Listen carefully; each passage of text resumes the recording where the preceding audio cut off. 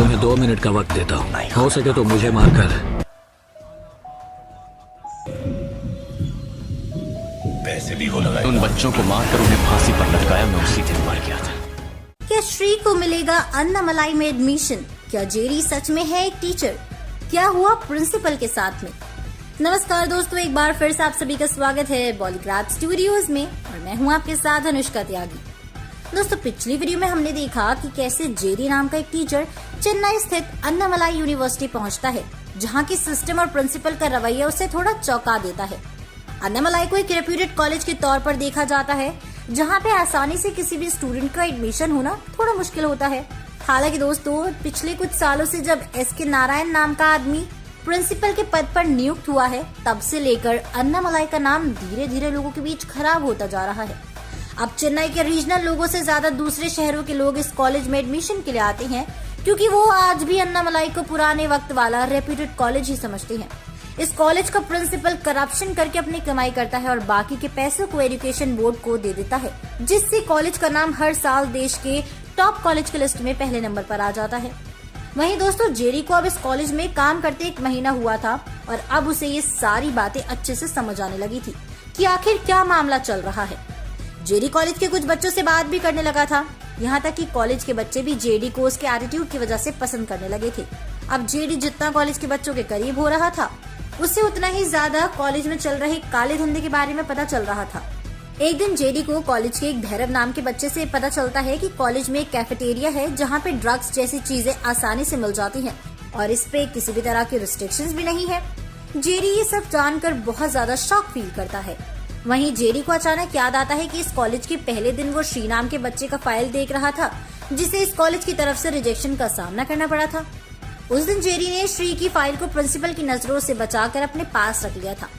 असल में दोस्तों, जेडी अब श्री और कॉलेज के दूसरे बच्चों का साथ लेकर प्रिंसिपल एस.के. नारायण का भांडा फोड़ने वाला था। वहीं अपने इस मिशन को पूरा करने के लिए जेडी फाइल में दिए गए श्री के एड्रेस पर पहुंच जाता है। श्री के घर जाकर जेडी की मुलाकात श्री के पिता से होती है, जिसे देखते ही जेडी थोड़ा हैरान होकर बीते दिनों में चला जाता है और फिर उसे समझ आता है कि जेडी ने अपने पहले दिन जिस आदमी को कॉलेज के बाहर जाते हुए देखा था, वो असल में श्री के पिताजी थे। JD SK. नारायण के खिलाफ लगभग सबूत जमा कर चुका था। इसके अलावा जेडी ने कॉलेज के सारे बच्चों को एक मेरिट टेस्ट भी लिया था, जिसमें पता चला कि अन्नामलाई के करीब 79% बच्चे मेरिट टेस्ट में सीधे सीधे फेल हो गए थे और बाकी के 21% में से कुछ ही बच्चे अच्छे नंबरों से पास हुए और बाकी के बच्चे एवरेज नंबर हासिल ही कर पाए थे।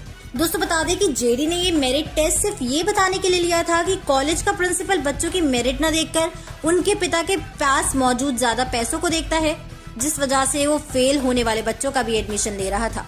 वहीं श्री जैसे टैलेंटेड बच्चों को सिर्फ पैसों की कमी की वजह से रिजेक्ट कर दिया जा रहा था।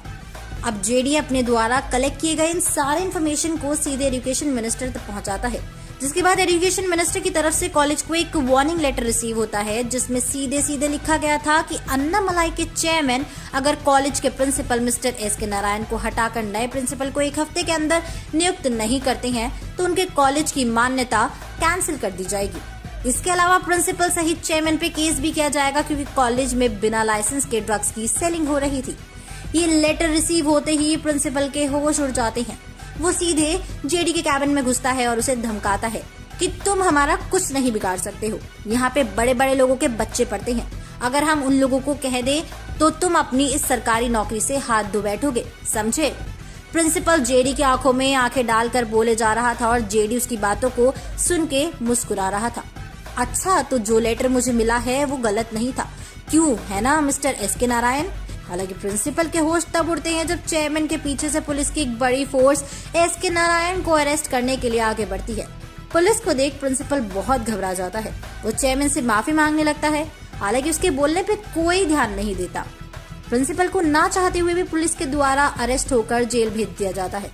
चेयरमैन ने श्री और उसके पिता से माफी मांगी और कॉलेज की तरफ से उसे स्कॉलरशिप भी ऑफर की, जिस वजह से अब श्री को फीस की फिक्र करने की जरूरत नहीं है। स्कॉलरशिप की बात जानकर श्री और उसके पिता काफी खुश थे। जेडी के चेहरे पे भी मुस्कान आ गई थी। वहीं क्योंकि जेडी का काम अब अन्नामलाई में पूरा हो गया था, इसी वजह से उसके जाने वाले दिन चेयरमैन ने जेडी के लिए एक फेयरवेल पार्टी होस्ट की, जिसमें बाकी के बच्चों को पता चला कि जेडी असल में एजुकेशन मिनिस्टर द्वारा भेजा गया एक अधिकारी है, जो भैरव नाम के बच्चे के द्वारा भेजी गई कंप्लेंट की वजह से यह इंस्पेक्शन के लिए आया था। जेडी वहीं जब जा रहा था तो उससे चेयरमैन ने एक लेटर दिया जिसमें एजुकेशन मिनिस्टर की तरफ से जेडी को धन्यवाद कहा गया था। इसके अलावा जेडी का प्रमोशन भी हो गया था।